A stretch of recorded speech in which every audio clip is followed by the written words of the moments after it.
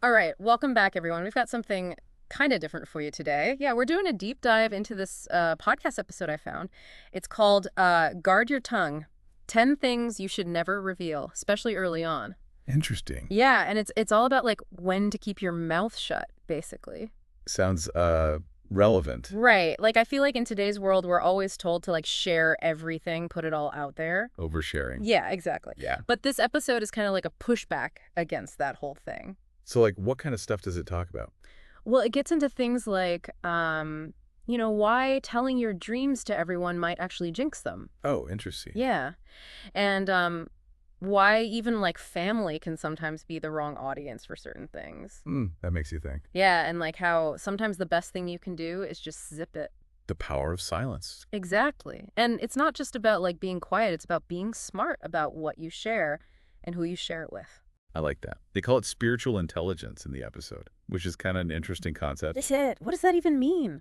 Well, it sounds kind of woo-woo at first, but they're really talking about understanding the deeper impact of our words. Oh, I see. Like how what we say can actually affect not just us, but the people around us and even like situations. Yeah, it's like that whole thing about words having power, right? Exactly. And they talk about this in a bunch of different ways. One thing they emphasize is the idea of silence as a form of strength. Ooh, I like that. It's kind of counterintuitive, right? Like we're always told to speak up, be assertive. Yeah, like the squeaky wheel gets the grease. Right. But this is saying that sometimes holding back, choosing your words carefully, that's where the real power is. That makes sense. It's like sometimes you got to play your cards close to the vest. Exactly. And they give some pretty interesting examples from history and stuff to back this up. Really? Like what? Well, they talk about this King Hezekiah in the Uh, Bible. He was like super rich and powerful, had all this gold and treasures. okay. But then these envoys from Babylon came to visit, and he was like, check out all my awesome stuff, like showing off all his wealth. Oh, no. That sounds like a bad idea. Yeah, it kind of backfired Yeah. because it basically put a big target on his back. The Babylonians were like, ooh, look at all that loot. We want that. And eventually, they ended up attacking his kingdom. Wow. So it's like bragging about your riches can actually make you a target. Right. It's kind of like that saying, don't count your chickens before they hatch. Totally. But like on a kingdom level. Exactly. It makes you wonder if sometimes keeping those wins to ourselves, at least until things are more solid, could actually protect us. Protect us from what? Like envy? Or people trying to sabotage us? Yeah, maybe both. Mm. And it's not just about material wealth. It could be anything, like relationships, career stuff, even personal breakthroughs. That's a good point. Like maybe sometimes it's better to just celebrate those wins quietly in your own heart until they're really, really solid. I think so. And this leads into the next big theme they talk about, which is trust and discernment. Trust and discernment. Okay, I'm listening. Yeah. So they're basically saying that we need to be really careful about who we share things with and why. Makes sense. Like not everyone deserves to know everything about us. Right. They especially emphasize being careful with sensitive topics like money, relationships, and those moments when you feel like you've had a spiritual breakthrough or something. Yeah, those things are definitely better kept private. Well, maybe not always private, but definitely shared selectively with people you really trust. Right, because we've all had that experience of sharing something personal with the wrong person, Oh, yeah. and then it comes back to bite us later. Ugh, yeah, I know exactly what you mean. Like you think you're being vulnerable and authentic, but then it just ends up causing drama or hurting you in some way. It's like that gut feeling you get sometimes when you're about to tell someone something and you're like, maybe not. Yeah. Maybe that's our intuition trying to tell us something. Yeah, it might be. And they actually connect this whole trust thing to building genuine relationships. Yeah, they say like, study men well, understand that a person that easily reveals others' secrets to you will surely carry yours to others. Ooh, that's deep. Right. It's like a warning sign. If someone's gossiping to you about other people, chances are they're gossiping about you to other people too. Okay, so red flag alert. But then how do you know who to trust? Like, are there different levels of confidentiality depending on the topic and the person? That's a great question. And it actually leads into the third big idea they talk about, which is managing our emotions. Managing our emotions. Okay, how does that fit into all this? Well, they're basically saying that our thoughts and words can actually shape our reality. Okay, I'm intrigued. So it's not just about what we say out loud, but also what we're thinking to ourselves. Exactly. They use this kind of intense image from Proverbs comparing someone who keeps repeating their mistakes to a dog returning to its vomit. Oh, that's vivid. Yeah, not exactly pleasant, but it I makes the get it. point. Yeah, I get it. Like if you keep dwelling on negative thoughts or past failures, it can actually keep you stuck in those patterns. Right. And even if you're not saying it out loud, those negative thought loops are still creating a certain energy within you. And maybe that energy attracts more negativity into your life. Ooh, that's kind of scary, but also makes sense. Yeah. And they actually quote a verse here from Philippians that talks about focusing on whatever is true, noble, right, pure, lovely, admirable, basically retraining your mind to dwell on the positive. I love that. It's like a mental cleanse. Instead of replaying those embarrassing moments or worrying about all the things that could go wrong, what if we intentionally focused on the good stuff? It's a powerful shift in perspective. Mm. And they even say that choosing our words carefully can have a ripple effect, influencing not just our own state of mind, but also the energy of those around us. So instead of complaining about the traffic or gossiping about a coworker, you could try shifting the conversation to something more positive. Yeah, exactly. Like, what if your words were little seeds of positivity that you're planting in the world? I love that metaphor. It makes you think about the responsibility we have in choosing our words wisely. It does. Okay, so we've got these three big themes so far. Silence is strength, being discerning about who we trust, and managing our thoughts and words to create a more positive reality. But they don't stop there. They get even more specific and lay out 10 things we should probably just keep to ourselves, period. Right. They're like little nuggets of wisdom, each one with a biblical reference and some really interesting examples. Okay, I'm ready. Hit me with number one. All right, so the first one is something we've already touched on a bit. Past mistakes. Past mistakes. Yeah, they make this interesting point about how people, unlike God, don't always forget. And they might judge us based on what we tell them about ourselves. That's deep. So you're saying that even if you've moved on from something, sharing it with the wrong person could create a negative perception that sticks with you? Exactly. They use the example of the Apostle Paul, who completely transformed his life, but was still judged by some people based on his past actions. It's like those first impressions we make. Sometimes they're hard to shake, even if we've changed and grown a lot since then. Totally. And this is where that discernment piece comes in again. Choosing who we share our past with is crucial. Some people might be able to offer us grace and understanding, while others might use it against us. So it's not about hiding your past. It's about being strategic about who you share it with and what purpose it serves. That's a great way to put it. If it's going to help you heal or connect with someone on a deeper level, great. But if it's just going to create drama or reinforce a negative self-image, maybe it's better to keep it to yourself for now. Yeah, I can see that. Okay, so we've tackled past mistakes. What's next on the list? Number 2 is all about future plans and dreams. Ooh, okay. I feel like this is a tough one because it's so tempting to share those big goals with everyone when you're feeling excited and motivated. It is, but this source actually cautions against that. Really? Why? They say that sharing your dreams prematurely can actually backfire, attracting negativity, or even jinxing your efforts. Have you ever experienced that? Like you tell someone about this big goal you have, and then suddenly you feel less motivated or like it's not even yours anymore. Totally. It's almost like you've given away some of your power by sharing it too soon. Right. And maybe it's not even intentional on the other person's part. Maybe they just don't understand, or maybe their own fears and doubts rub off on you. It's possible. And they bring up this fascinating story from the Bible about Joseph, whose dreams actually led to jealousy and trouble with his brothers. It's a reminder that not everyone is going to be supportive of our ambitions, and sometimes even well-intentioned feedback can plant seeds of doubt. Wow. Okay. So maybe it's better to share those dreams with a select few people who are truly in your corner, who will offer encouragement and support. That's what they're suggesting. And they also talk about the importance of timing. Sharing your dreams at the right moment with the right people can be way more powerful than just blurting them out to anyone who will listen.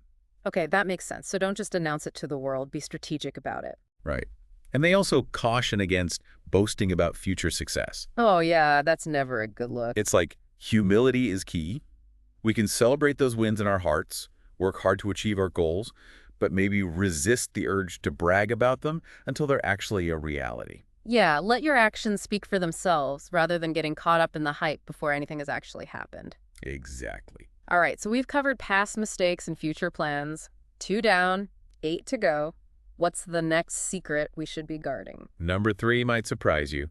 They call it Early breakthroughs. Early breakthroughs. Okay, now I'm really curious. What does that even mean? It's like when you first start seeing some success in something, you hit like a milestone, and it's tempting to shout it from the rooftops, but they're suggesting maybe holding back, at least initially. Interesting. So it's kind of like showing your work before it's fully baked, right? Oh, Like yeah. maybe it's better to let those early wins simmer a bit, make sure they're solid Yeah. before you go broadcasting them to the world. Exactly. They even say that like boasting about those early wins can attract the wrong kind of attention, maybe even make us a target for people who aren't genuinely happy for our success. Ouch. It's kind of a bummer to think about, but it makes sense. Like, not everyone's going to be cheering us on, right? Some people might be struggling with their own stuff and not be in a place to celebrate our victories. It's true. And they even bring up this verse in the Bible, talks about being delivered from unreasonable and wicked men. Yeah. It's a bit dramatic, but I think the point is not everyone has our best interests at heart. Yeah. So maybe it's about protecting ourselves a bit, keeping those early wins close to the vest until we're really ready to share them with the world. It's like building a solid foundation before we start constructing the skyscraper, right? Yeah. Making sure those early breakthroughs are truly integrated into our lives before we go seeking external validation. I love that analogy.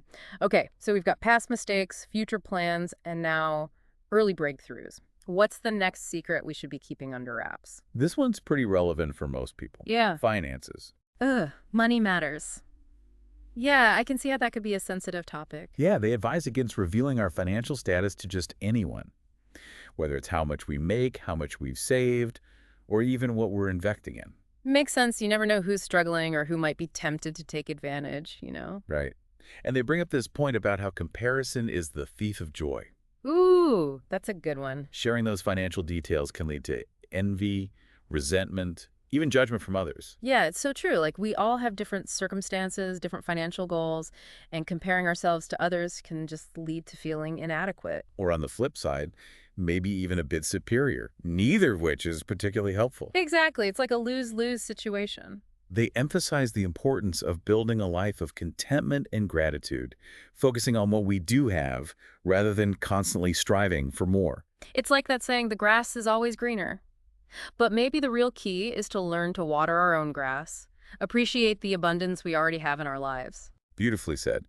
And they tie this back to that idea of spiritual intelligence. Oh, yeah. It's about recognizing that true wealth isn't just about money. It's about having a rich inner life, strong relationships, a sense of purpose. So we're not just talking about like financial security here, but also a kind of inner security, a sense of peace that comes from knowing your worth isn't tied to your bank account. Exactly. And it's about remembering that our financial situation is just one aspect of who we are. Right, like it doesn't define us. Doesn't define us at all. All right, so we've covered past mistakes, future plans, early breakthroughs, and finances. What's next on this list of secrets? This one's a bit more mystical. Spiritual encounters and prophecies. Ooh, okay. Getting into the woo-woo stuff now.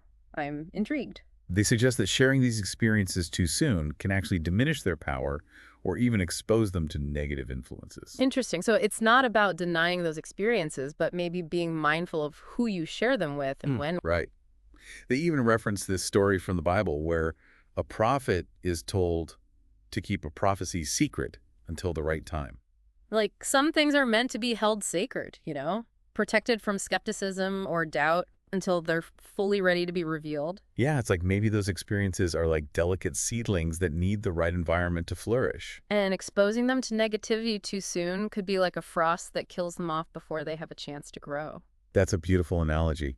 And it makes me think about the importance of creating a safe space for those kinds of experiences. Oh, yeah, like what? Maybe like a journal where you can process them privately. Right. Or a trusted friend or mentor who understands and can hold that space for you. I love that. It's like building a little sanctuary for your spiritual insights, a place where they can grow and evolve without being judged or dismissed. Exactly. Okay, so we're halfway through the list. We've got past mistakes, future plans, early breakthroughs, finances, and spiritual encounters. Ready to tackle the next 5. Absolutely. Bring on the wisdom. All right, number 6 is all about family matters.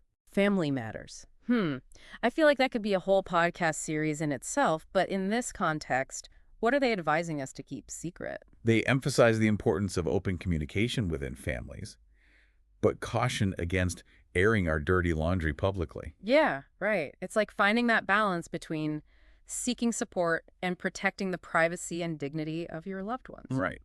It's about remembering that our family story isn't just our story to tell.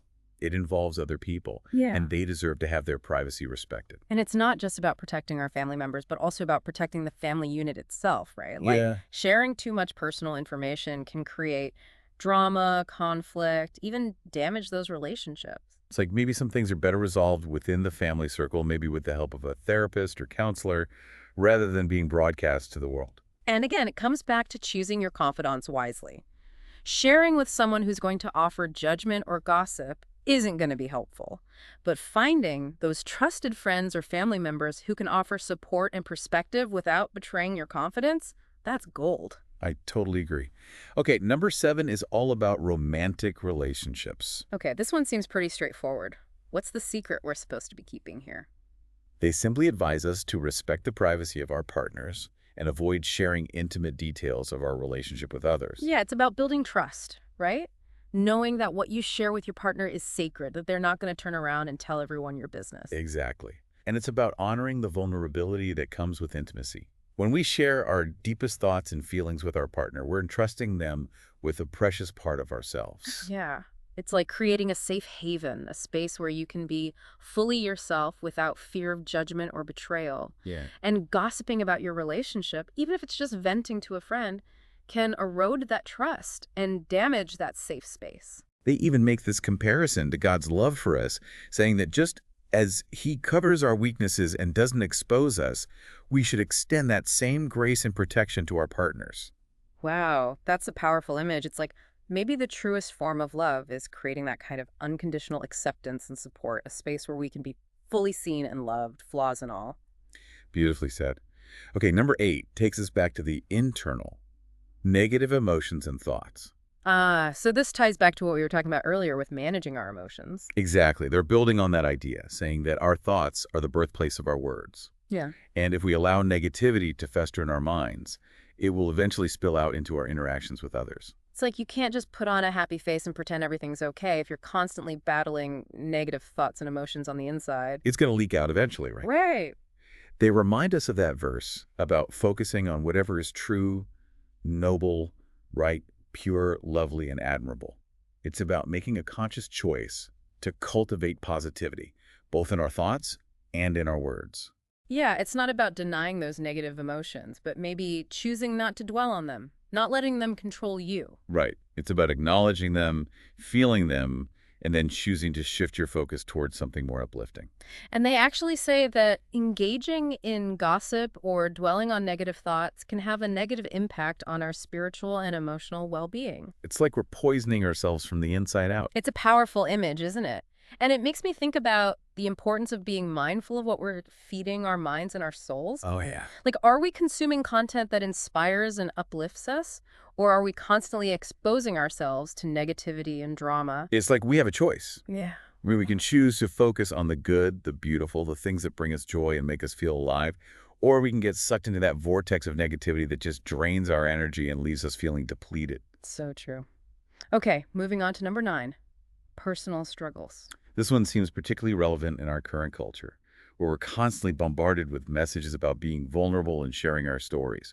Right? Like everyone's got to have a blog and a podcast and tell everyone everything. Exactly, but this source seems to offer a slightly different perspective. Interesting. They acknowledge that everyone faces challenges and that it's important to have a trusted network of people we can turn to for support. Yeah. But they also caution against oversharing with people who might not have our best interests at heart. So again, it's about being discerning.